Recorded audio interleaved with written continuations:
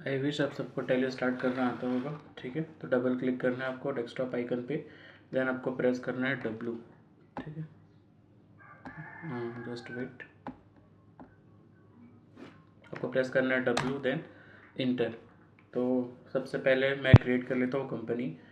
तो इस वीडियो में आपको मैं कंपनी क्रिएशन और उसके बाद GST एक्टिवेट करना, उसके बाद रिसिप्ट मैंने वो पैसा जिससे बिजनेस स्टार्ट करेंगे, उसके बाद परचेस करना, फिर जिससे परचेस करे उस पार्टी को पेमेंट करना, देन किसी ग्राहक को सामान बेचना, फिर उसे जो पैसा आए तो उसको भी रिकॉर्ड करना। ये सब कुछ हम लोग सीखेंगे। ओके, तो प्रेस करते हैं Alt F1। अच्छा, हमारा ऑलरेडी कंपनी इन्फो पर है हम, उसके बाद मैं प्रेस कर दूंगा C। ठीक, Alt F1 देन C। मैं जो कर रहा हूँ उसके अलावा आपको एक स्टेप भी इधर से उधर नहीं करना है, जो करेगा भी उसका आंसर नहीं आने वाला है। ठीक है, तो आप लोग अपने से अपना दिमाग मत लगाना।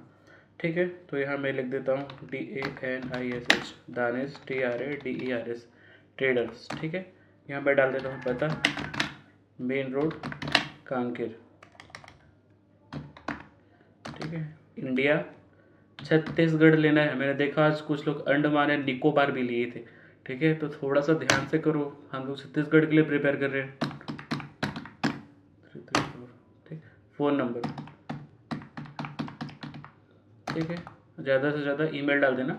उसके अलावा भी आप यहाँ पर जो बेसिक डिटेल आपको नज़र आ रहा है वो कोई डालना चाहते हो तो डाल लेना, कोई दिक्कत नहीं है।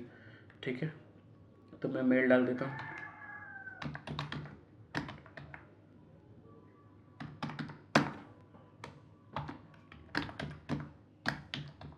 ओके, इतना करके इसको कर लेना Ctrl+A। ठीक है, ये हो गया भाई सेव। ठीक, Ctrl+A कर लो, ये सेव हो जाएगा। ठीक है, उसके बाद आपको जाना है GST एक्टिवेट करने के लिए F11। ठीक, F11 से आपको जाना option number 3, statutory and taxation. यहाँ पर पहला ऑप्शन को करना यस, दूसरा ऑप्शन को भी यस। ठीक, उसके बाद छत्तीसगढ़ हम लोग रेगुलर के लिए सीख रहे हैं। आई विश सबको रेगुलर कंपोजिट सब याद होगा। ठीक है, तो छत्तीसगढ़ का कोड है 22 RIZI। ठीक, ईवे में इनको नो कर देना, या मैं कोशिश करूँगा कि किसी PDF से दिन आपको मैं यहाँ अपने YouTube वीडियो पर भी स्कीम्स के बारे में, GST रजिस्ट्रेशन के बारे में समझा दूँ। R1, R2, 2B, 2A और 3B। ठीक है, इतना आपको ढंग से मालूम होना चाहिए। Ctrl+A, then again Ctrl+A।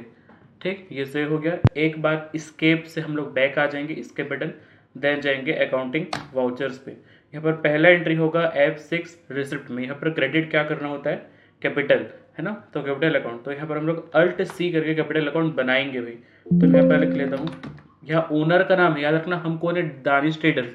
ठीक, तो कैपिटल भी किसका होगा भाई, उसी का होगा जिस बंदे का दुकान है। ठीक, तो यहाँ पर मैं लिखूंगा दानिश कैपिटल अकाउंट। किसके अंदर आएगा, ये कैपिटल अकाउंट के अंदर आएगा। ठीक है, इन्वेंट्री वैल्यू से कोई लेना देना नहीं, एड्रेस डालो नहीं डालो कोई फर्क नहीं पड़ेगा। आपको जो डालना है वो है पिन नंबर और GST नंबर।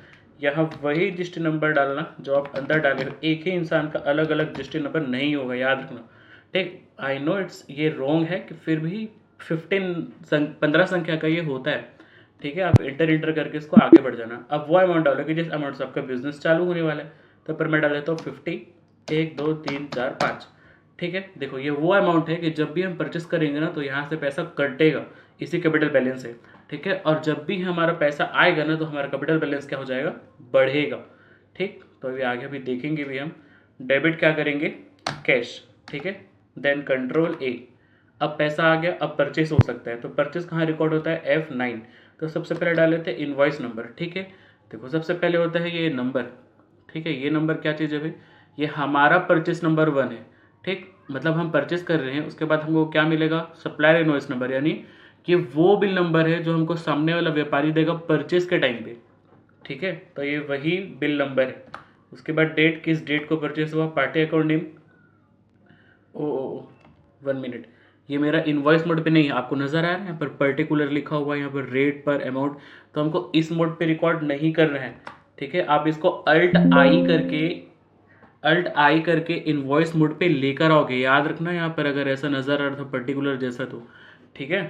तो आई विश आप सब ध्यान में रखोगे। पार्टी अकाउंट नेम, किससे सामान खरीद रहे, किस उस पार्टी का यहाँ पर नाम आएगा। तो Alt+C, हम लोग सामान खरीद रहे नमन TRADERS ट्रेडर्स। ठीक है, ये हमारा कौन होगा, सेंड्री क्रेडिटर्स, ठीक, लेनदार, हमसे सामान खरीद रहे हैं, सामने वाला पैसा लेगा यानी क्रेडिटर, ठीक है। ये मेंटेन बिल नो, ठीक है। एड्रेस डालना मैटर करता है, इसको डाल देते हैं मेन रोड, इसको भी हम कांकेर का ही बना देते हैं, ठीक है, छत्तीसगढ़ 494334। यानी हम उस प्रकार का परचेस रिकॉर्ड कर रहे हैं राज्य के अंदर हो रहा है, इसका मतलब दो प्रकार का टैक्स लग जाएगा, SGST और CGST, ठीक। यही अगर छत्तीसगढ़ में ना हो के बिहार में होता तो IGST लगता। आई विश आपको ये सब पता है, ठीक है। ABCDE 1 2 3 4 RIZI, अच्छा इसका अलग GST नंबर होगा, ठीक है, तो कुछ संख्या बदल देना, RIZI तो हमारा था। इंटर करके आगे बढ़ जाएंगे, इसको भी कंट्रोल लेकर के सेव कर लेना। परचेस ले लेना अल्ट सी, यहाँ पर लिख लेना परचेस GST, ठीक है। मैं परचेस GST रिकॉर्ड कर रहा हूँ इसलिए परचेस GST लिखा हूँ। अगर एग्जाम्प्ट कर रहा होता यानी 0% वाला तो मैं एग्जाम्प्ट लिखता, अगर IGST कर रहा होता तो IGST लिखता, ठीक। कोई भी परचेस हो किसके अंदर डालोगे, परचेस अकाउंट्स, यस, एप्लीकेबल, इसको क्या ले लेना, गुड्स, ठीक है। देन कंट्रोल A, अब लिखना है name of item alt C, ठीक। यहाँ पर सामान का नाम क्या खरीद रहे हैं, तो चलो हम मोबाइल के लिए बनाते हैं तो Oppo A53, इसको कुछ मत करना, सीधा यूनिट्स में आना अल्ट सी, यहाँ पर लिखना PCS, यहाँ करना PIECES पीसेस, और यहाँ पर पीसेस, ठीक है। एप्लीकेबल इसको करना होता है यस, यहाँ HSN कोड, मान लो अगर आपका यहाँ पर S और C नहीं दिख रहा है, जैसे यहाँ पर मेरा दिख रहा है S और C, तो आप क्या प्रेस करोगे, यहीं पर F12 और लास्ट ऑप्शन को क्या कर लेना यस, फिर आपका वो दिखने लग जाएगा। HSN कोड डालना, ऑन वैल्यू, और यहाँ पर टैक्सेबिलिटी क्या लेना है, टैक्सेबल। फ़ोन पे टोटल टैक्स लगता है 18, तो CGST HST कितना हो जाएगा 9 और 9। गुड्स लेना, देन कंट्रोल लेकर के या इंटर करके सेव कर लेना। क्वांटिटी तो मैं खरीद रहा हूँ भाई 40 फ़ोन, हर एक फ़ोन का प्राइस रख देता हूँ मैं 8500, ठीक है। तो टोटल कितना हो जाइए 3,40,000। अल्ट सी, दूसरा फ़ोन Vivo Y50, ठीक है। ये दोबारा नहीं बनाना है, डाउन एरो की जाके पीसेस को ले लेना है, applicable yes, then HSN code, on value, taxable, एक ही कैटेगरी का HSN कोड और टैक्स अलग अलग कभी नहीं होगा, ठीक है। HSN कोड भी सेम 122 डाला मैंने और टैक्स भी दोबारा 18 ही डाल रहा हूँ, सेम कैटेगरी का अलग अलग रेट ऑफ GST नहीं होता कभी, ठीक है। उसके बाद 45, चलो इसका प्राइस डाल देता हूँ मैं 11,000, और ये हो गया 3,85,000। एक सामान और खरीदते, चलो अल्ट सी, यहाँ मैं कहता हूँ सेन S22, ठीक। मैं रैंडम नाम डाल रहा हूँ, ऐसा कुछ मॉडल होगा कि नहीं होगा बताइए मुझे, ठीक है। तो pieces, application sorry applicable yes, यहाँ पर HSN code same again, on value, taxability, taxable, total tax मैं डाल रहा हूँ 18 यानी 9 और 9। गुड्स, देन सेल, कितना खरीद रहे थे, चलो खरीद लेते हैं 25, हर एक का प्राइस रख देता हूँ मैं 13,000, ठीक है। तो मेरा बिल बिफोर टैक्स कितना का बन गया 10,50,000। अब लगाएंगे टैक्स, तो उसके लिए क्या करेंगे अल्ट सी, यहाँ लिखेंगे SGST, ठीक है। किसके अंतर्गत डालेंगे, duties and taxes, type of tax GST, SGST का मतलब state tax, then control A, automatic compute हो जाएगा। तो टैक्स कितना निकल रहा है 94,500। Again for CGST, alt C, CGST इसके अंदर डालेंगे duties and taxes, type of taxes GST, CGST का मतलब central tax, then control A, ठीक है। तो आफ्टर टैक्स हमारा बिल बन गया भाई 12,39,000, ठीक। देन इसको कर लेना कंट्रोल A करके सेव। अब जाएंगे पेमेंट करने के लिए F5, भाई अभी नमन ट्रेडर से सामान खरीदे तो उसको पैसा भी तो देना पड़ेगा, तो F5 पेमेंट वाउचर पे चले गए। अब इस नमन ट्रेडर को कर लेते हैं सेलेक्ट, कितने का बिल बना भाई 12,39, ठीक। कहाँ से कटेगा ये पैसा, इंटर कैश से, सॉरी कैश से कटेगा, ठीक है। देख रहे हो हमारा कैश बैलेंस पहले 50 लाख था, अब 50 लाख से 12,39,000 घट के कितना बच गया भाई 37,61,000 बच गया, जबकि हम लगाए थे 50, ठीक है। 12,39,000 कट के वो कितना बैलेंस रह गया अभी 37,61 रह गया। अभी सबको समझ आ रहा होगा भाई सामान खरीदते तो पैसा कम होगा, ठीक है। इसको कर लेते हैं सेव, ठीक है। अब हम लोग सेल कर सकते हैं, सेल रिकॉर्ड होता है F8 पर, ठीक। तो रेफरेंस नंबर, या अब सेल में जो रेफरेंस नंबर है ना वो हम ही जनरेट कर रहे हैं, ठीक है। तो रेफरेंस नंबर क्या आएगा 1 ही आएगा। पार्टी अकाउंट नेम, किसको माल बेच रहे हो, तो अल्ट सी, तो यहाँ मैं लिख देता हूँ VISHAL, विशाल साहू, ये ग्राहक है। देखो अगर ये दुकानदार होगा तो दुकानदार का या दुकान का नाम, या फिर दुकानदार का नॉर्मल नाम है तो ब्रैकेट में ट्रेडर लिखा होगा, या तो उसके दुकान का नाम लिखा होगा, आप समझ जाना कि वो दुकानदार है। ठीक है, वरना जनरली हम कस्टमर को बेच रहे हैं यहाँ पर। किसके अंदर रखेंगे इसको? Sundry debtor. परचेस में रखते थे क्रेडिटर, जबकि सेल में रखेंगे डेटर्स। ठीक है, यानी देनदार, ये पैसा देगा इसको सामान बेचेंगे तो। ठीक है, इसका पता डालेंगे, तो इसको हम राज के अंदर ही बेचते हैं, तो कांकेर ही डाल देता हूँ मैं, दैट 494334। उसके बाद इसको क्या लेंगे फिर? रजिस्ट्रेशन। इसको हम ले लेते भाई कंज्यूमर। अगर ये ट्रेडर होता तो रेगुलर कंपोजिट, जिसके अंदर भी वो रजिस्टर है उस रजिस्ट्रेशन टाइप को हम ले लेते। ठीक है, तो इसको मैं ले लेता हूँ कंज्यूमर। ठीक, वो जीएसटी नंबर अपने आप स्किप हो जाएगा भाई, कंज्यूमर का कोई जीएसटी नंबर नहीं होता। ठीक, देखो अब सबसे ये शुरू में पूछता है डिस्पैच डिटेल।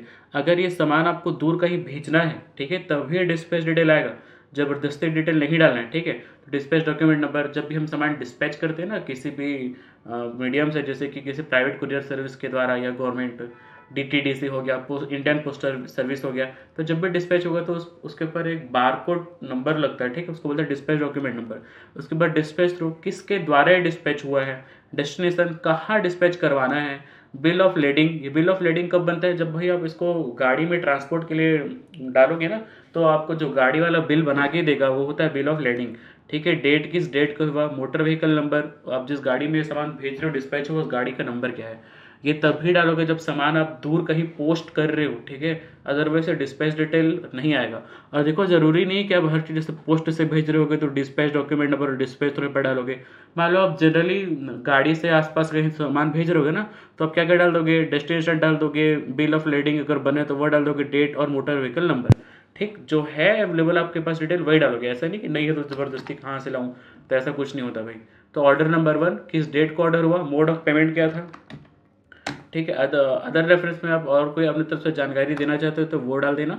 और यहाँ पर टर्म्स ऑफ डिलीवरी में भी आप कैश लिख देना, ऑनलाइन होगा तो ऑनलाइन लिख देना। ठीक है, यहाँ पर उसका बेसिक पता है बायर का, आप इसको डायरेक्ट कंट्रोल ए कर देना। Sales ledger alt C. देखो हम किस प्रकार का सामान खरीदे, हम उस प्रकार का सामान खरीदे थे जिसको टैक्स लगता है, और वो भी राज्य के अंदर, है ना। तो भाई बेचेंगे तो बदल कैसे जाएगा, वो हम उसको राज्य के अंदर ही बेच रहे हैं, तो क्या होगा? सेल्स जीएसटी ही होगा। ठीक है, और किसके अंदर आएगा? जब परचेस परचेस अकाउंट में आता है तो सेल्स कहाँ आएगा? Sales account. यस एप्लीकेबल, इसको क्या ले लेना? गुड्स। देन सेव करने के लिए कंट्रोल ए। ठीक है, अब नेम ऑफ आइटम क्या बेच रहे हैं, तो चलो इसको बेचते ओप्पो A53। आपको नजर आ रहा होगा 40 पीस, है ना। तो चलो इसको मैं बेच देता हूँ 2 पीस। मैंने इसका प्राइस कितना रखा था परचेस पे? 8,500, है ना। तो चलो बेच देता हूँ इसको मैं 10, 1 2 3 10,000 में। ठीक है, उसके बाद दूसरा फ़ोन बेच देता हूँ इसको, वीवो Y50। ठीक है, ये चलो बेच देते हैं इसको 3 पीस। हर एक पीस का प्राइस मैंने 11 रखा था, चलो इसको बेच देते हैं 12,000 में। ठीक है, और एक और फ़ोन खरीदे थे वो भी इसको बेचता हूँ, मैं से आपको समझाने के लिए पढ़ा रहा हूँ। ठीक है, ये तो सैमसंग S22, तो इसको हम लोग इसको 10 पीस बेच देते हैं, और इसको खरीदे थे 13 में तो बेच देते हैं 15 में। ठीक है, तो बिफोर टैक्स बिल कितना का बन गया भाई? 2,06,000। अब इसमें लग जाएगा टैक्स, कौन कौन सा? CGST, और ये आपको दोबारा नहीं बनाना पड़ेगा, मैं सिर्फ टाइप कर रहा हूँ, अपने आप आ रही है। SGST मतलब 18,540, 18,540। तो बिफोर टैक्स ये बिल कितना का बन गया? 2,43,080 रुपये। इसको मैं कंट्रोल ए करके कर लेता हूँ सेव। अब सामने वाला पार्टी को कर देता हूँ, सामने वाले पार्टी से कर लेता हूँ रिसिप्ट, तो उसको रिकॉर्ड करूँगा F6, है ना। अभी किसको सामान बेचा मैं? ये विशाल साहू को बेचा, तो यही क्या होगा? क्रेडिट होगा, है ना। ये कितना देगा मेरे को? 2,43,080 रुपये देगा। ठीक है, 43,080। ठीक, और मेरा कौन सा बैलेंस बढ़ जाएगा? कैश बैलेंस बढ़ जाएगा। तो आपको नज़र आया ये भी घटा था, और जब मैं सामने वाले को सामान बेचा और पैसा आया तो बढ़ गए।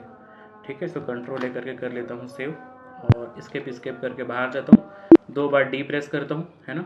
तो चलो सबसे पहले आपको मैं ये सेल का बिल दिखाता हूँ। तो सेल पे जाके 2 बार डी प्रेस करके यहाँ आया हूँ मैं। ठीक है, इंटर करा, और यहाँ पर प्रेस करूँगा अल्ट P, और करता हूँ इसको यस। ठीक, हो सकता है आपके में डायरेक्ट ओपन हो जाए, तो मैं इसको डेस्कटॉप पे ही सेव कर लेता हूँ। तो मैं ऐसे लिख लिया, इसको मैं कर लेता हूँ सेव।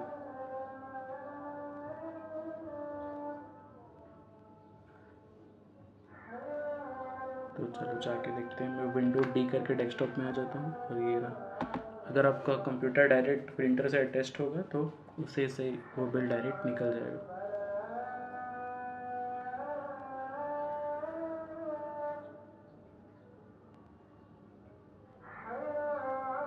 ओके, तो ये वही बिल है जो हम ग्राहक को देंगे।